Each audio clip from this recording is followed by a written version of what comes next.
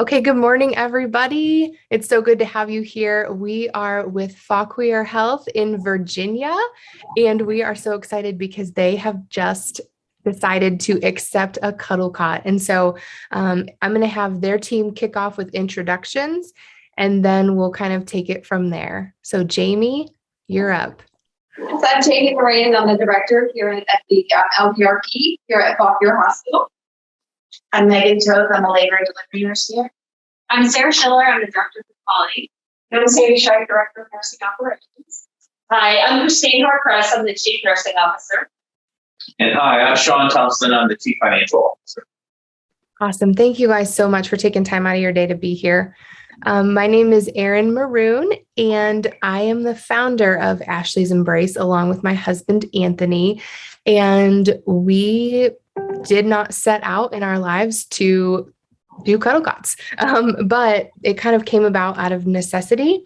My husband and I found out that we were expecting our first baby in October 2015. And we'd been married for a really long time with no babies. And so everybody was excited. People followed my pregnancy, which was great. No issues, no complications, nothing to be concerned about, no red flags. And I carried Ashley to 41 weeks in a day. And I went to the doctor to have an NST and an ultrasound to make sure that she was okay. And they told me that she was. And they said everything was fine and that they wouldn't go past 42 weeks unless she came before that. And so I went home. I was relaxing on the couch after dinner that night, and I felt an astronomical kick and like nothing I had ever experienced before. And I grabbed my stomach and I was like, what was that? That was weird. And then my husband came home from a business meeting, and I realized pretty quickly that Ashley wasn't moving. 7, 8 o'clock was her busy time at night, and I wasn't feeling much. So I jumped up and down, ate some Tootsie Rolls, drank some orange juice, laid on my side, jiggled her around, tried to get her to move. And I wasn't really feeling anything. And so we called the hospital and they said, well, how far along are you? Yeah, you should probably come in just to be checked. And so we made it to the hospital in less than an hour from that big kick. And they told us that Ashley no longer had a heartbeat. And it was like, I was in shock. I didn't know that this could happen. I thought that if you made it to 12 weeks or 24 weeks, that you were safe. And I knew that stillbirth was a thing, but I never thought it would happen to me. And they had just told me she was okay. And so you can imagine my confusion. And I was pretty much in a fog. And my husband said, well, what do we do now? And the doctor said, well, she's going to have a baby. And instantly I asked for a C-section, and they said, no, it's better to go naturally if you can, or just let your body do its thing. And so they induced labor right away. And after 24 hours, nothing was happening. And so I had a C-section. And I remember them saying, do you want to hold her? And they put Ashley in my arms, and she was plump and perfect and beautiful and warm and pink and everything you imagine your baby to look like when it's born. And they put her in my arms, and she was perfect. I didn't go to recovery. I was wheeled immediately back into my room where my mom was waiting, my best friend, and a couple other family members. And a photographer came in from Now I Lay Me Down to Sleep, took some photos, and I was a mess. I was under a haze of anesthesia and grief and exhaustion and still a little bit of shock. And I started to shake really violently. And so I thought I was going to drop Ashley, and I handed her to my mom, and I fell asleep. And we were with Ashley maybe 35, 40 minutes at that point before I fell asleep. And I woke up the next morning and I was like, where's Ashley? And so my husband brought her in this, what can best be described as an Easter basket. She was a big baby. She was 8'13", almost 23 inches long. And so just giant baby. And this Easter basket was all that was holding her, is the best way to describe it. And she was wrapped in all these blankets. And as my husband handed her to me, I could feel the ice coming off of her. She was so cold, like she had basically been frozen overnight. And so her little ears were purple and frostbitten. Her nose was angry. Like she just did not look like the same baby. And nobody had said that she would look different. I was just assuming she would look the same. And when he put her in my arms, I was astonished at how much she had changed. And the nurses had said, you can keep her for as long as you want, but there was no bassinet in my room. Is it weird if I sleep with her? Can I keep her for 10 minutes or 10 hours? Or am I allowed to rock her? Am I allowed to sing to her? Am I allowed to take pictures? And my husband suggested to protect me that I not unswaddle her because she had started to change so much. I never counted her toes. I didn't see her feet. I didn't see her body. I didn't see anything from the head down. All I saw were her hands and her head. And so after maybe 10, 15 minutes, I kissed every feature I could see and I just told her, bye, I love you. And I gave her back. And so much about that moment, I wish I could have redone. I did not know that was the last time I would see her. But when I gave her back to my hospital, he took her away and then they did what they needed to do with her. And I never saw her again. And I have so much regret about that less than an hour that I spent with her because I didn't know any better. I didn't know that I could have more time. I didn't know what more time looked like. And so I Googled, I was still in the hospital. I Googled how to come home to an empty nursery. And I found an article about cuddle cots, which are made in the UK. And we have them shipped over here at a cost of about $3,000 a piece. And they offer families more time. So instead of ice packs, instead of the morgue, they just allow a better experience from that perspective to preserve the baby's features. And I was so angry that we didn't have one. Like, I was so mad because I thought that it had been stolen from us or that they just wouldn't let us use it. And then I realized that not every hospital has one. And so it was probably about 3 weeks later that I woke up and leapt down the stairs and I was like, I know what we need to do. We need to start a nonprofit. We need to get these cuddle cots in every hospital in the United States. And to date, that was in the beginning of 2016, we were incorporated. And so to date, Ashley's Embrace has placed 120 cuddle cots in 30 states. So we are making waves and making movement. And we know that not every family will use a cuddle cot, and that's okay. But if it's there and it's an option, because those moments with that baby could be the only moments with any baby that family ever gets. We were blessed to have a son. He's 4 now.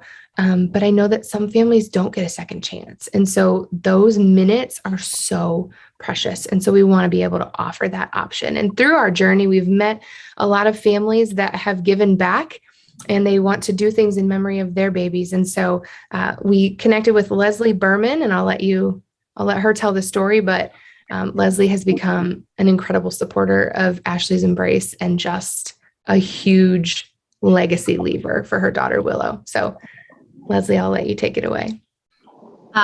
Hi, my name is Leslie Berman, and it's wonderful to see so many faces. So I'm glad that you went on the opposite side of the camera, because when you see that on the other side, it's reassurance, and that there's a lot of people that care, and there's a lot of backing in the hospital that you're donating to. So thank you so much for not only being there, but kind of representing and standing there, as silly as that sounds. But yes, I am Leslie Berman, and my story has a couple different parts to it. My experience is so similar, but yet so different from Erin's experience. I was 40 weeks, 2 days with our daughter. It was our first pregnancy. Same thing. I didn't have any issues, nothing to even watch or be concerned about. And it was in 2017. I went for my last tummy check appointment. They said everything looks good. The next day I had some minor contractions and I went up to triage and they checked everything over. Heartbeat was nice and strong. They said, you're not quite there yet, go home. And I went home. I woke up the next morning and I felt very energized and ready to, everyone tells you that you have that last like, whew, big breath before you go into labor. So I was like, oh, today's the day, like this, I feel rested. I didn't wake up. I thought that it was a little weird that I didn't wake up throughout the night, but didn't really think much of it. I felt awesome. But by about mid-morning, lunchtime, I called Andrew and I said, I don't know if she just has turned a certain way, or I don't really know what to expect because it's my first pregnancy. I was like, I'm still having those minor contractions, but I haven't really felt like a big movement. And he said, just call the nurses line and see what they say. So I called and they said, go ahead and head back up to triage. And I was like, but we were just there yesterday and I know I'm not in labor and I really don't want to go. And so don't make me go. And they followed it up with, well, what's your kick count? And I said, I don't know what a kick count is. So maybe you should explain to me what that is for me to answer that question. And they said, a certain amount of kicks in an hour. And I said, if I'm basing it on the rest of my pregnancy, every morning waking up to a big kick, getting in the shower with a big kick, big, huge kicks. I said, I don't know that I've felt one of those since I was at the hospital yesterday. And they said, go ahead and head to triage. They're going to check everything over, make sure everything is good. So we got back in the car, we drove and went through the very familiar routine, went in, got checked in, went back. And as they were hooking up the belts,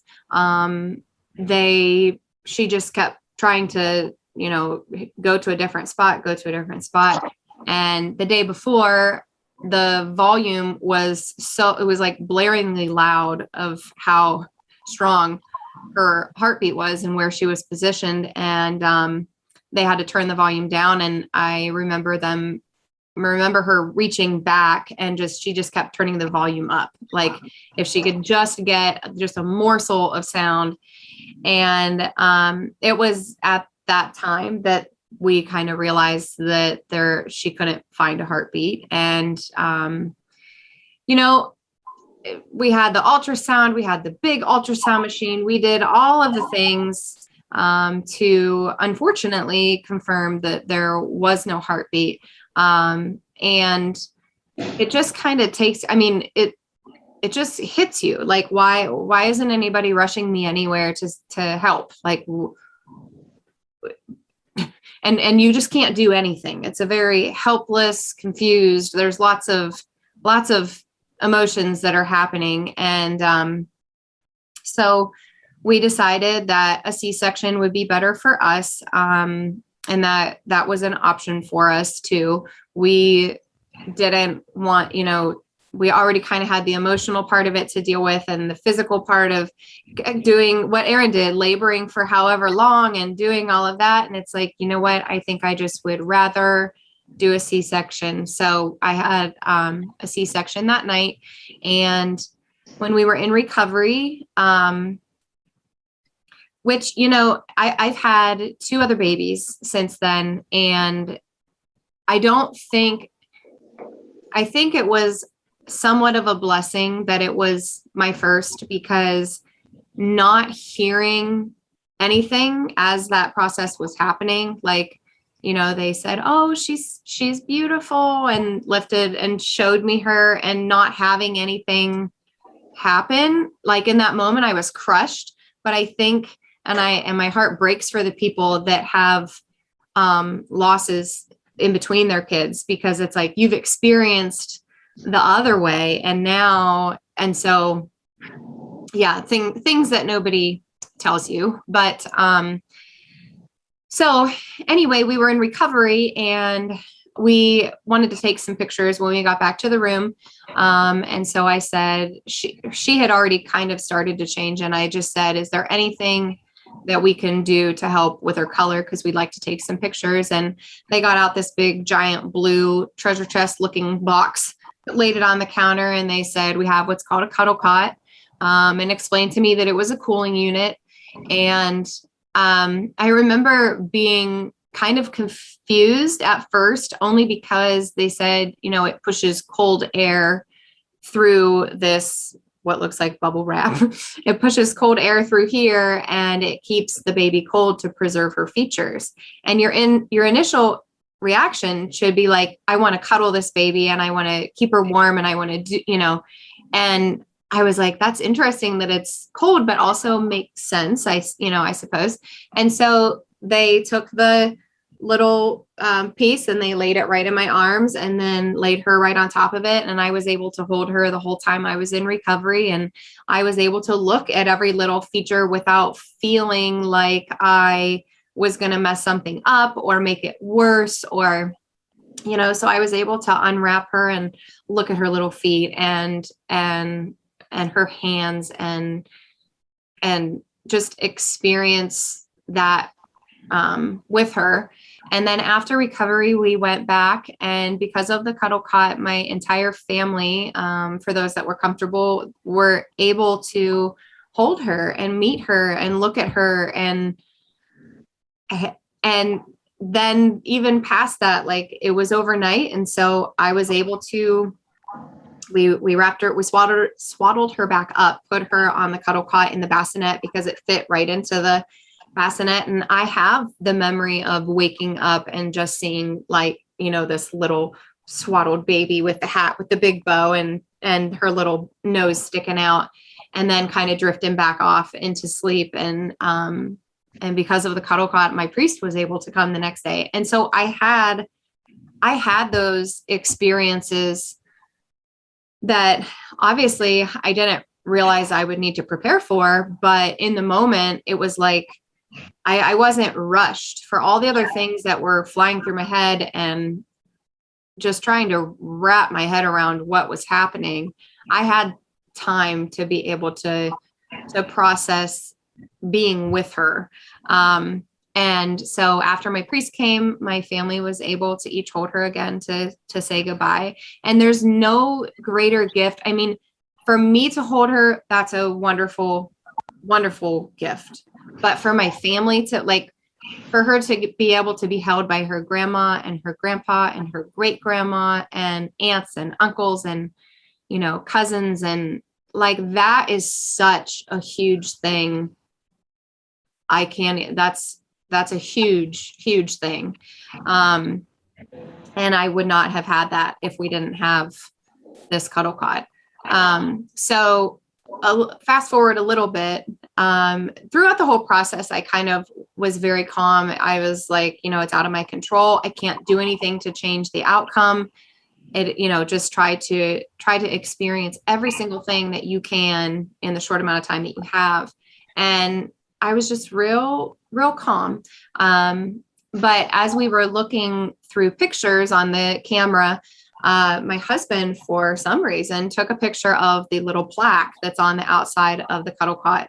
And it said, donated in part by Ashley's Embrace.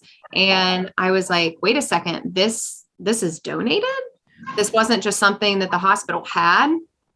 And so, of course, I Googled Ashley's Embrace and hit the contact button and called Erin and just said, I know that there's going to be like an outpouring of people that want to help in any way that they can, because there's no words and no good way when this type of things happen.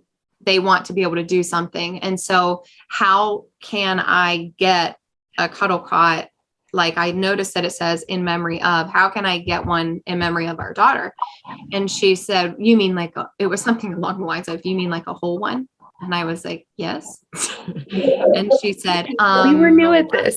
Well, and so we went through the process, and she explained how much it was. And I said, is there like a link or something that I can post with I said, I'm going to do a post kind of announcing what happened, and I'd like to put a link so that way people can just click on it.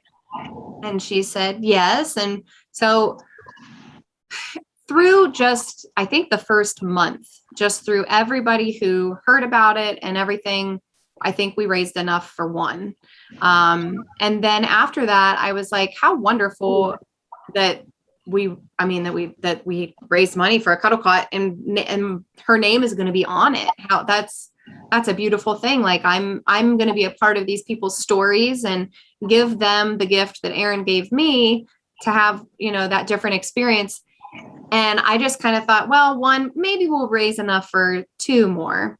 But maybe not. And September rolled around and I got, we had Willow June 8th and it was about September, and I got onto social media and I saw a couple different things that were just really negative right in a row. And they were all for very little, just annoying thing. Like just people, like I went to the grocery store and somebody obviously made me mad in line at the grocery store. And I just remember shaking my head. It was like, not only do I've experienced this terrible, terrible thing, and you're complaining about being in the grocery line. But on top of that, somebody else, a lot of other people have gone through worse than what I have gone through. And they also are reading, like, wouldn't it just be great if we could just get onto social media, the place that we all are on continuously throughout the day, and just see good things rather than just negative after negative after negative. And so I said, what if I just had like 30 people, I mean, my friends and family, they could probably do this for me. This would be great. What if they could just each pick like something nice, and then they could do it and they could put it on social media. And because they're close to me, that would be what would show up at least on my feed. And I told my mom the idea, and she's like, that's actually, that's a good idea. And I was like, yeah, and I would only need like, 30 people.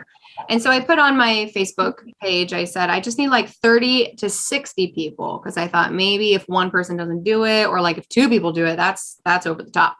So 30 to 60 people, I have this big idea, and didn't say anything else, but who wants to help? And I had like over 250 comments of people that said, I'm in. And I was like, okay, I don't even know what you're in for, but here we go.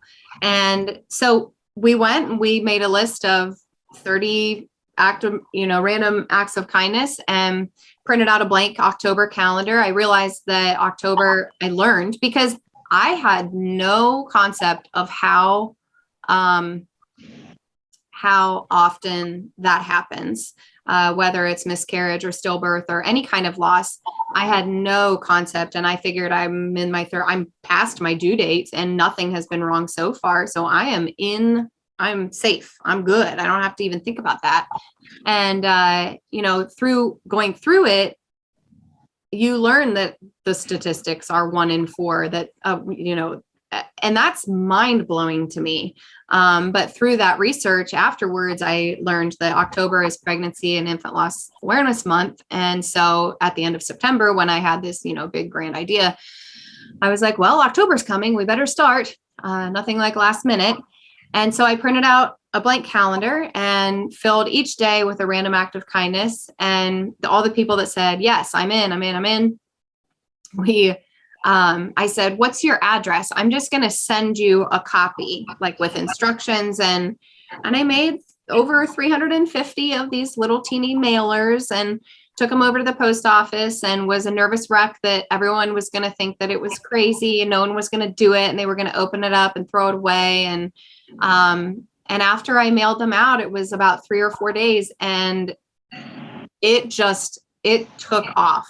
One of the first days are to leave a potted plant in somebody's driveway, and my whole feed was just flowers and little kids like taking them and putting them in the, and like parents were doing it with their families, and it has snowballed now into this thing that happens every October. This year will be our 5th year, but it's called the Be Like the Willow movement. And the reason for the name, when I was in the hospital and we were trying to figure out how to very delicately, navigate the words to try to announce that we had the baby and that we were not bringing the baby home, I wanted a quote. And so I looked up tree quotes, a willow tree quote. And the very first one was, be like the willow tree, able to bend without breaking under the weight of the storms that come your way.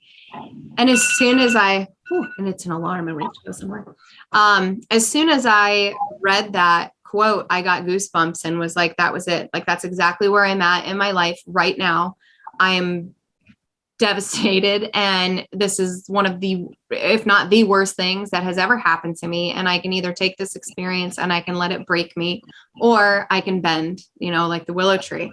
And so when we were doing the mailer, I said, well, it kind of has to have a name. Like we have to have a hashtag so that way people can, it all goes together, it files together. And so be like the Willow movement. Let's start a movement. Let's do this together. Let's be kind to one another. All the things kind of just fell into place. And now we have over 4,000 followers, I think, on the page. It's every October, there's at least 500 people that actively are doing this and posting things. And I'm not a nonprofit, but I am just a hashtag. So we kind of work as a funnel with the money part of it. And we work with organizations like Ashley's Embrace. And we do fundraisers and stuff through Ashley's Embrace to raise money. And because of the movement, we have raised enough for 16 cuddle cots to be placed in memory of Willow. And we are now going to be, I believe, in 6 states.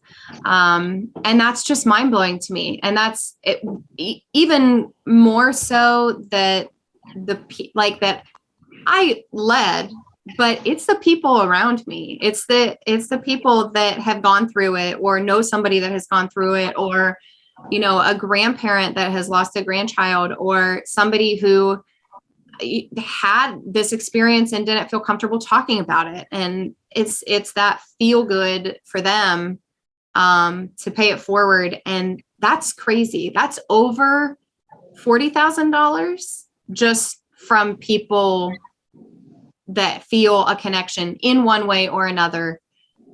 That's not me. I mean, that's amazing. That's amazing to me. And so, thank you for being a part of this, just in any direction, the story. Thank you for being a part of my story and saying yes and in accepting it, because not all hospitals do. Thank you for being a part of all the families that are going to unfortunately use that cot, that you have no idea who they are until you're standing in front of them. I mean, and in their worst days, we were just talking about nurses and how they give back and how they experience that whole thing just as much, differently, but just as much as those families do. And hopefully this piece of equipment is going to help in making not only those families have a better experience and provide them with that sense of calm, and kind of take that. I think the biggest gift that it gave me is I don't have any bitterness. I'm not bitter at all. I consider it a total blessing that I was able to carry her. It's not the outcome that I wanted, obviously, but even looking back, I don't know that I wouldn't change it for anything. I mean, I've learned more from doing that and having the cuddle cot and meeting people like Aaron and talking to hospitals and being educated on all the different things that can happen and do happen. So, thanks for being a part of my story. Thank you for being a part of their story and being another state for us. And I can't say enough, about this whole process. So we hope that you don't ever use it, ever, not once. But we hope that when you do, it makes it a little better. And if you want to spread the love into another state and do nice things, we'd love you to go onto Facebook and look up Be Like the Willow movement. And we have a website. You can read a little bit more about our experience, our story. And then it connects over, obviously, to Ashley's Embrace. And it's just a fun there's pictures of all the kids and everybody that does it. And it's just a feel good kind of thing, which I think we all need right now. So thank you all around. And to piggyback real quick on what Leslie said, that you guys reached out to us and wanted to learn more.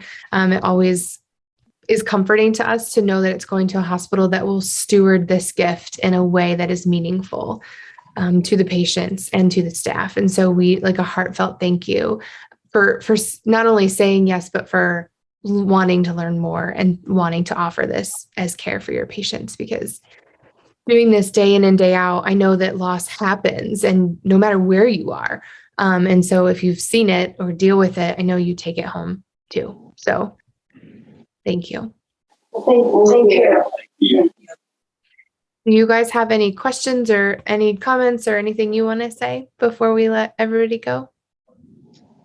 I just wanted to thank both of you for sharing your stories with us. It was very moving, and we'll definitely take all of that to heart and moving forward with utilizing this and the best memory. And just speaking from the hospital, once again, it's really appreciated. Amy, thank you, I think, for bringing it to our attention. And once again, as you can imagine, we never want to need to use it, but obviously very appreciative for having this and something that we offer for us. Thank you very much. You're welcome. Okay, well, you guys, we'll let you go. I know you're probably very busy, but thank you for taking the time to meet with us and to let us share a little bit more about our stories. So I hope everybody has an amazing day. Thank you. Great. Bye-bye. Thanks.